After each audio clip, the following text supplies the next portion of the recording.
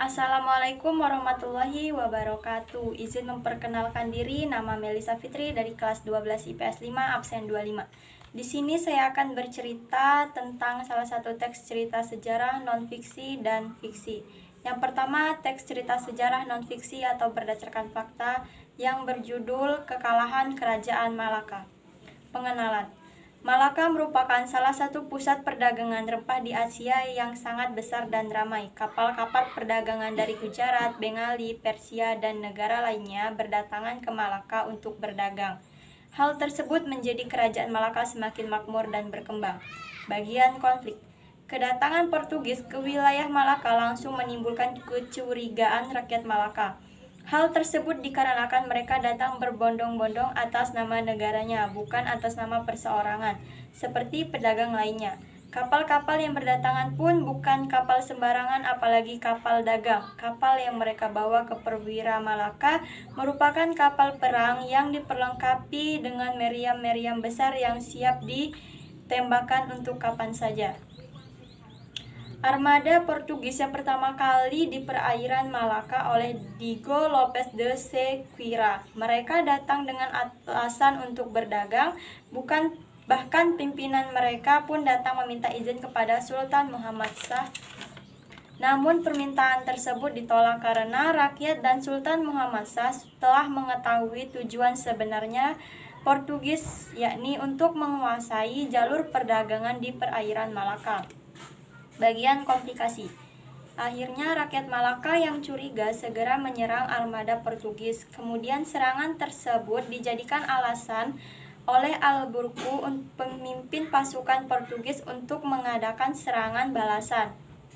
Perang berlangsung cukup lama dan menelan banyak korban di kedua belah pihak. Penutup.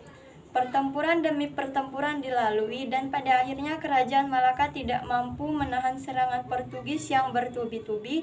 Pada akhirnya Malaka berhasil ditaklukkan oleh Portugis pada tahun 1511. Sultan Malaka terpaksa melarikan diri ke Pulau Bintan. Meskipun begitu, perlawanan rakyat Malaka tidak berhenti di sana saja. Perlawanan rakyat terus berjalan meskipun dalam skala kecil dan bersifat lokal saja.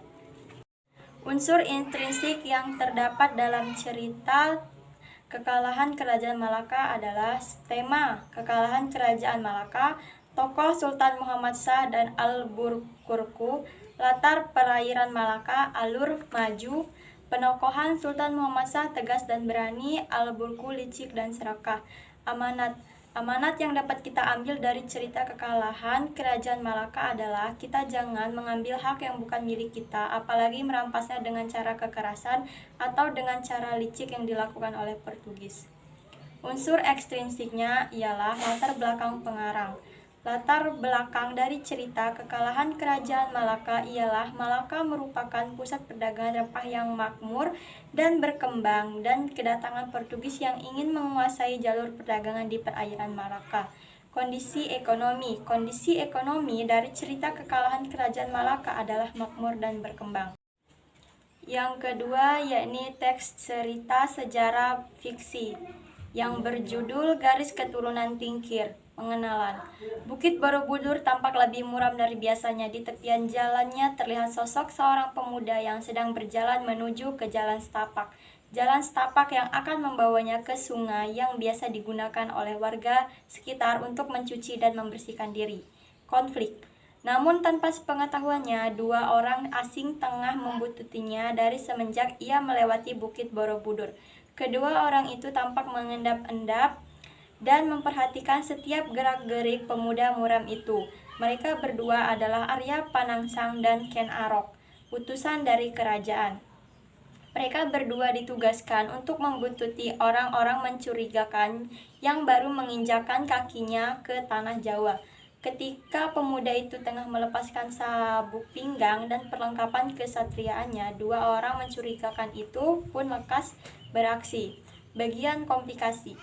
Pusaka dan jimatnya sedang dilepas. Saya pikir ini adalah kesempatan kita Kisana, bisiknya Arya Panangsang hanya membalasnya dengan anggukan kepala.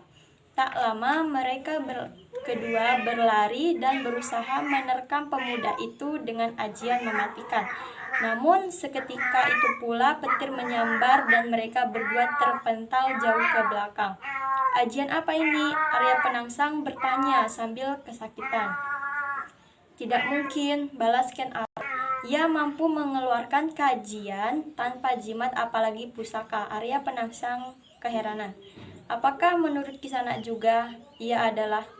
"Ya, tidak salah lagi. Ia pasti garis keturunan sakti." "Tapi keturunan siapa, Ki?" Ken Arok bertanya kembali. "Petir sebesar itu hanya keturunan sakti Jakatingkir yang mampu mengeluarkannya." Bagian penutup.